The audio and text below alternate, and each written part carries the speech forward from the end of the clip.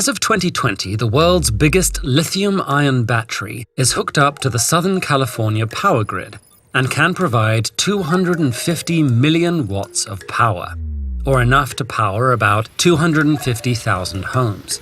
But it's actually not the biggest battery in the world. These lakes are. Wait, how can a pair of lakes be a battery? To answer that question, it helps to define a battery. It's simply something that stores energy and releases it on demand. The lithium-ion batteries that power our phones, laptops, and cars are just one type. They store energy in lithium ions. To release the energy, the ions are separated from their electrons, then rejoined at the other end of the battery as a new molecule with lower energy. How do the two lakes store and release energy? First, one is 300 meters higher than the other. Electricity powers pumps that move billions of liters of water from the lower lake to the higher one. This stores the energy by giving the water extra gravitational potential energy. Then, when there's high demand for electricity, valves open, releasing the stored energy by letting water flow downhill to power 6 giant turbines that can generate 3 billion watts of power for 10 hours.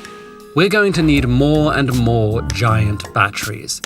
That's because right now, generating enough electricity to power the world produces an unsustainable amount of greenhouse gas, 14 billion tons per year.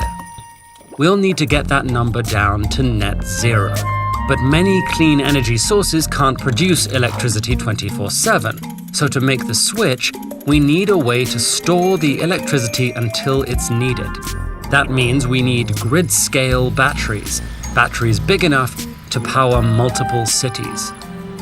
Unfortunately, neither of the giant batteries we've talked about so far can solve this problem.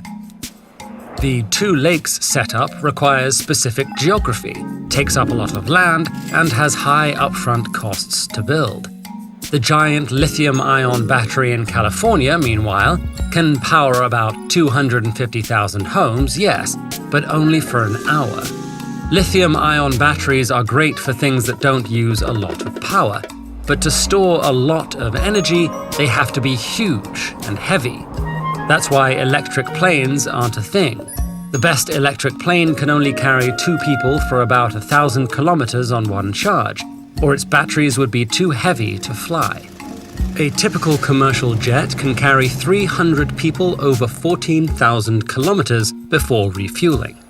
Lithium-ion batteries also require certain heavy metals to make. These resources are limited, and mining them often causes environmental damage. Inventors all over the world are rising to the challenge of making batteries that can meet our needs, many of them even weirder than the two lakes. One company is building a skyscraper battery. When the sun is shining, a crane powered by solar energy piles blocks on top of each other in a tower. At night, the cranes let gravity pull the blocks down and use the resulting power to spin generators. Though there have been some early setbacks, another promising approach involves heating up salts until they melt. The molten salts can be stored until there's a high demand for electricity, then used to boil water. The steam can power turbines that generate electricity.